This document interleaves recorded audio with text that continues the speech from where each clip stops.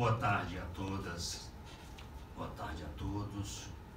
Quero cumprimentar as colegas de trabalho aqui da mesa, a Olga e a Paula, e nós combinamos,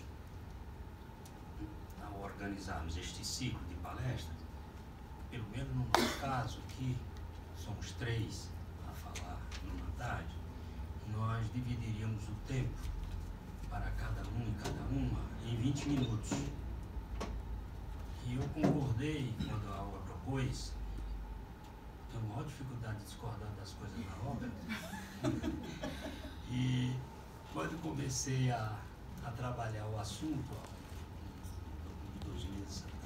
há uns 2 meses, eu me arrependi, porque descobri que o Strigas, além de ter publicado mais de 20 livros, pintor, historiador e crítico, como vocês sabem, né? Ele fez crítica de arte durante 50 anos. Ninguém no Brasil, nem Mário Pedrosa, que é o maior crítico de arte do Brasil, um dos maiores críticos de arte do mundo, talvez o mais erudito de todos eles, pelo menos dos críticos que eu li, alemão, francês, italiano, inglês, americano, russo, ninguém tem a cultura do Mário, mas nem o Mário fez tanto tempo. O Mário fez 48 anos de crítica e o Sérgio Millier, paulista, fez 28 anos. Então Striga é recordista em crítica de arte, meio século de crítica. Então o arrependimento foi grande de ter aceito os 20 minutos.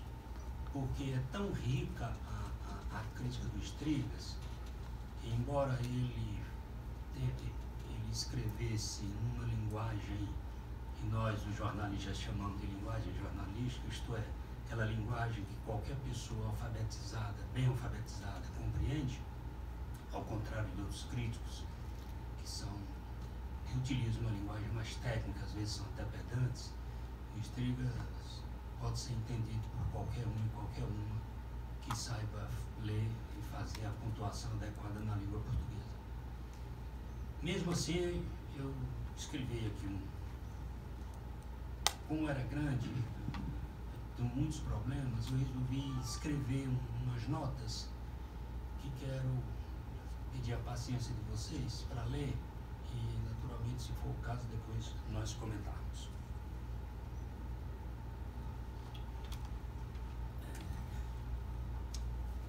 Eu começaria dizendo que já que este ciclo de debates se insere no calendário de comemorações culturais do Estado do Ceará, vocês vão me permitir que eu inicie a minha intervenção lembrando um nome esquecido nas reverências do mês de novembro, do mês de setembro, perdão. E não é um nome qualquer. Dele disse Strigas, o nosso reverenciado deste colóquio. Cito Strigas: era seu destino, ajudado por sua cultura, ser mesmo a figura central de todo o movimento que renovou a nossa arte a partir de 1941. Esse nome esquecido hoje por nós, mas não por Strigas, que organizou junto com Gilmar de Carvalho uma pequena, mas notável antologia de seus textos, era Mário Barata, falecido em 12 de setembro de 1983. Como Barata nasceu no dia 12 de dezembro de 1914, em Vila Isabel, Rio de Janeiro, mas se tornou um dos mais genuínos artistas cearenses, diz o Striga que possivelmente o pintor mais revolucionário da época. Talvez possamos corrigir essa injustiça ainda este ano, organizando um evento à altura de sua contribuição à arte cearense contemporânea para marcar a data do seu nascimento. Striga, o nosso homenageado de hoje, foi grande pintor, o mais importante historiador da nossa cultura artística, publicando mais de 20 livros, e o mais longevo crítico de arte do Brasil, como eu já me referi. Pelas normas do nosso evento, a terei 20 minutos para apreciar a atividade crítica. Como sua tarefa de crítica está dialeticamente relacionada com sua atuação de historiador das artes, fica evidente a impossibilidade de tratar o assunto em toda sua larga abrangência e complexidade. Proponho-me, em consequência disso, apenas a traçar algumas linhas fundamentais da crítica de arte feita por Estrigas ao longo de meio século. Minha intervenção só se tornou possível porque o historiador Regis Lopes, professor do curso de História da UFC, organizou um magnífico livro reunindo quase todos os artigos sobre artes publicados por ele, Estrigas, em diversos jornais locais ao longo do período de meio século. Trata-se do livro Arte Crítica, editado pela Secretaria da Cultura do Estado em 2009. O fio condutor da crítica de Estrigas foi a preocupação sistemática em criar, nesta província do fim do mundo, um espaço público de exercício da crítica de arte.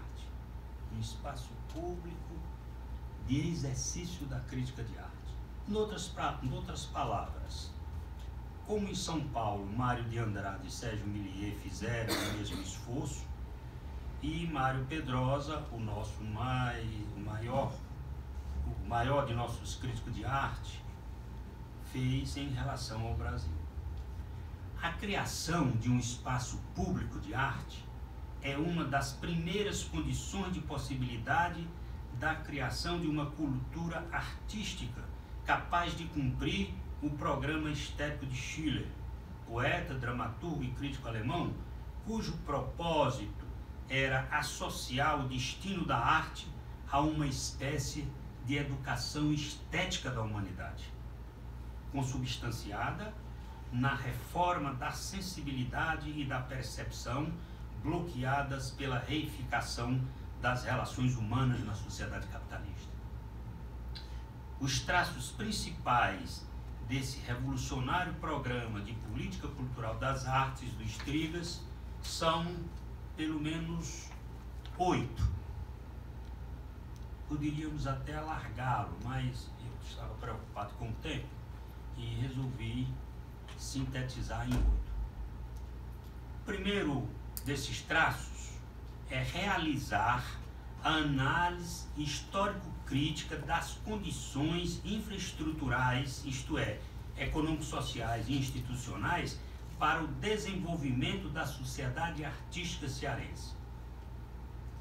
O Estrigas escreveu várias coisas sobre isso. Escreveu até artigos inteiros. Eis um exemplo desse tipo de análise, feita em artigo publicado no dia 23 de maio de 1966. Diz ele: no Ceará, meio pobre, o organismo socioeconômico não dispõe de maiores recursos para atender às necessidades artísticas e nem faz esforço para chegar ao início desse necessário atendimento. É consequência do subdesenvolvimento. Esse organismo socioeconômico, impotente, particulariza-se na vida individual do artista, forçando-o a buscar outro meio onde consiga fixar-se em suas atividades artísticas ou outros meios de atividades para a sua sobrevivência, pois, no primeiro caso, não encontra o suficiente para seu aproveitamento e desenvolvimento artístico, e no segundo, por não se constituir o meio necessário ao seu sustento e satisfação de suas necessidades como ser social. Esta é uma análise marxista, é o que nós, os filósofos marxistas, chamamos de análise materialista da realidade sociocultural. Outro traço, o segundo traço, é fazer a leitura antropológica do público consumidor das artes no Ceará, com destaque para a incivilidade e a incultura das elites econômicas e políticas dominantes.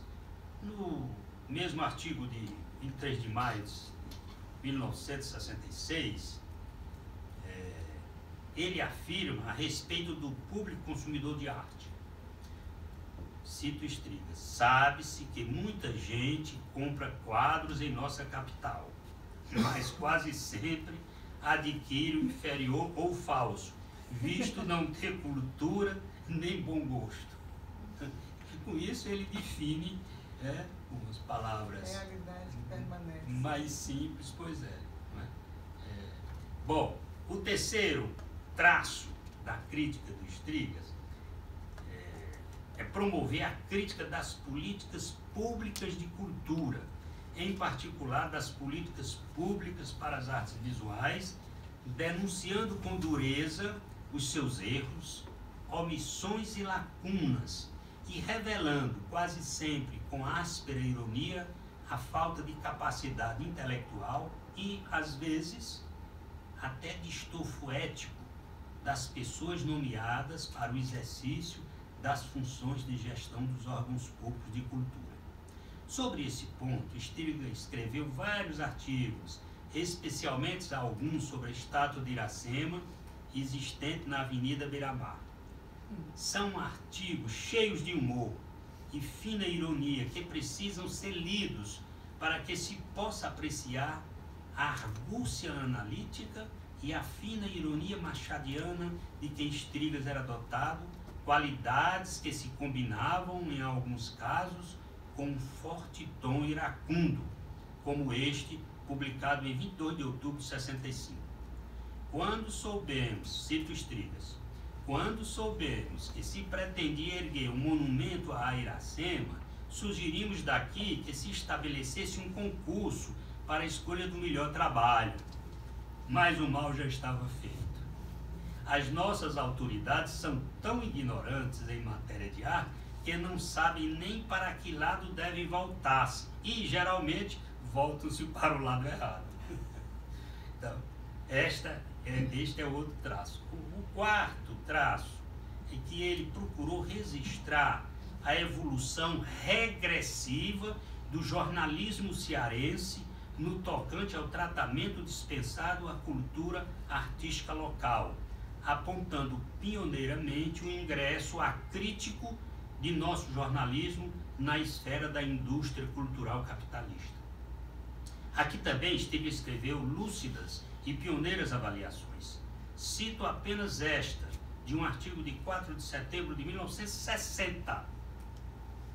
Cito Estrigas: quanto à falta de cobertura jornalística, a responsável em maior dosagem é a nossa própria imprensa, que não tem secções especializadas e, quando as tem, são feitas por leigos que de arte pouco sabem e nem se interessam, a não ser dizer qualquer coisa para fazer jus ao que ganham. Parece que a situação piorou. Aqui se revela em toda a sua plenitude o método de análise do crítico, que tenho denominado método histórico dialético, mas que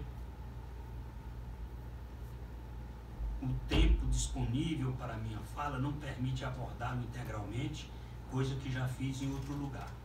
Quero destacar apenas um aspecto que o faz distinto de todos os comentaristas anteriores e contemporâneos, com exceção de Mário Barata, que exerceu o ofício de crítica por algum tempo. Estrigas foi, talvez, o único dos nossos críticos que fez o que Mário Pedrosa lecionou em jornais e revistas do eixo Rio-São Paulo. Retomando a interpretação de José da Assunção Barros sobre Pedrosa, eu diria que Estrigas combina dialeticamente, em seu discurso, a especialização, isto é, o conhecimento técnico do ofício de pintar e desenhar, com a atenção generalizante. Como Pedrosa, Estrigas chega a atingir, em alguns casos, como na análise das obras de Zenon Barreto, Floriano Teixeira, Sérgio Lima, Roberto Galvão e Descartes, entre outros, a dimensão da análise pericial. Faz isso, no entanto, sem perder a atenção enfaticamente voltada para as implicações universalizantes da arte e da cultura. Veja-se apenas uma amostra a respeito de uma exposição de Descartes enfocando a dimensão religioso-social da cidade de Canindé. Eu presumo que alguns de vocês possam ter visto essa exposição do Descartes sobre as pinturas que ele fez sobre o Canindé, a religiosidade de Canindé. Diz o Striga, Descartes, depois de fazer um largo elogio ao Descartes como o maior valor da sua geração, etc, etc, né? Diz o Striga, Descartes faz uma pintura de temática religioso-social e não uma pintura religiosa ou de sentimento religioso. Ele sabe captar e refletir a expressão das mazelas sociais e humanas que sensibilizam e revoltam, não atingindo, porém, o embevecimento contemplativo do espírito e fervor religiosos que refletem o sentimento de pureza e bondade ainda não destruído pelo homem. Outra característica do Strigas foi militar insistentemente pela organização institucional dos artistas em torno de uma política cultural autônoma para a corporação, política esta que tivesse não só objetivos de representação profissional, mas que cuidasse com o devido denodo da formação intelectual e estética dos seus integrantes. Suas reflexões a respeito deste tema percorrem muito dos seus artigos ao longo do período em que exerceu a crítica de arte. Após lamentar em determinado texto de 1966, que eu cito diretamente o Striga, que os artistas cearenses vivem muito isolados, sem contato com os meios mais avançados e, além disso, sofrem da ausência de locais, materiais, oficinas e ambiente comum de trabalho. Após dizer isso, ele resolve fazer diversas sugestões de como encaminhar a solução do problema, como a criação de escolas superiores de arte, a formulação de uma política pública de aquisição de obras para pinacotecas e museus. Faz várias outras, não é? Como, por exemplo, criar uma política de monumentos artísticos para a cidade, e não apenas aqueles generais montados em cavalo de guerras que nunca fizeram. Não é? Eu não me demorei com medo de passar aqui do tempo estabelecido para nós.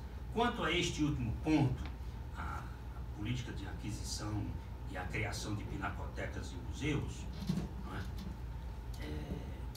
Strigas propôs em artigo publicado em 2 de julho de 1985 a criação de uma pinacoteca, e eu cito agora o Strigas diretamente, onde fôssemos acumulando por aquisição os trabalhos mais representativos da arte cearense, formando o conjunto visual de sua história. Esta pinacoteca, como vocês sabem, até hoje não existe. Bom, outro ponto importante, outro traço importante da crítica do Strigas é que ele enveredou, ele era tão danado, né? As pessoas diziam que ele vivia escondido lá no Almodóvar, mas não era verdade. Ele tinha noção exata do que ocorria na cidade. Então, eu descobri essa veia específica. Ele enveredou pela sociologia da criação artística. Entendam bem, não estou falando aqui de uma sociologia da arte, mas uma sociologia da criação, de como surgem os artistas, descobrindo nessa incursão que ele fez pela sociologia da criação artística, já entre as décadas de 1980 e 90, que os jovens artistas não são mais apenas rebento das classes médias bem nutridas que residem no centro da cidade. A periferia, espaço geossocial do proletariado e até do lumpenproletariado, mostra sua cara artística. Aqui sou eu que estou dizendo, esse linguajar tu sabe que isso é meu, né? Eu vou agora citar o Strigas, né? O fenômeno impressionou tanto ao nosso homenageado que ele chegou a escrever um artigo inteiro, Arte versus Periferia, datado de 26 de julho de 91, onde diz: se a aldeota é hoje o centro financeiro da aquisição artística e local concentrador do comércio de arte, a periferia é o centro fornecedor do elemento humano que vai, entre outros, produzir o objeto para esse centro. Antes de finalizar esta minha breve intervenção, vale ressaltar ainda duas outras coisas. Primeira, Strigas é um divisor de águas na história da crítica de arte no Ceará. Antes dele, o comentário jornalístico sobre arte era apanágio de literatos. Luiz Medeiros, Antônio Girão Barroso, Braga Montenegro e Eduardo Campos, entre outros poetas e ficcionistas, faziam a divulgação e escreviam crônicas impressionistas sobre as exposições de arte em Fortaleza. Se excetuarmos o caso dos pintores Mário Barata e Barbosa Leite, este último, inclusive, escreveu um pequeno livro sobre história da arte cearense, intitulado Esquema da Pintura no Ceará, publicado em 1949, só Strigas se dedicou ao longo de 50 anos ao exercício da crítica, superando o impressionismo dominante e fundando o ofício em sólidas bases científicas. Em segundo lugar, Strigas, embora tenha causado profunda influência no desenvolvimento artístico de nossa terra, tornando o Mini Museu Firmeza de Mondumbim um verdadeiro oráculo para artistas e outras almas perdidas, não foi e nunca quis ser um líder de movimento, mesmo tendo sido presidente da SCAP, Sociedade Cearense de Artes Plásticas, entidade que reuniu os mais importantes artistas plásticos cearenses. O próprio Strigas sempre reconheceu que o líder da renovação artística local foi Mário Barata, dedicando a ele um livro inteiro, feito juntamente com Gilmar de Carvalho, que traz precisamente este subtítulo: Mário Barata, o líder da renovação, livro publicado em 2004. Bom, eu acho que já estou chegando aos 20 minutos, se não passei, né? Como velho professor de filosofia que sou, não poderia concluir meu discurso sem dizer uma palavra sobre o sentido metafísico do trabalho intelectual de Strigas como pintor, historiador e crítico. Criar, dizia Ramon Roland, é matar a morte. Sempre houve em Strigas esse criminoso sentimento. Não contente com o papel de moderno criador na pintura e na crítica de arte, ele resolveu capturar a eternidade, criando um museu e escrevendo a história do que há de mais significativo na arte cearense. Por isso mesmo, seu melhor retrato, aquele que todos nós, seus amigos e admiradores, vamos guardar para sempre, pode ser traçado com estes maravilhosos versos de Carlos Drummond de Andrade. E como ficou chato ser moderno, agora serei eterno. Strigas, eterno.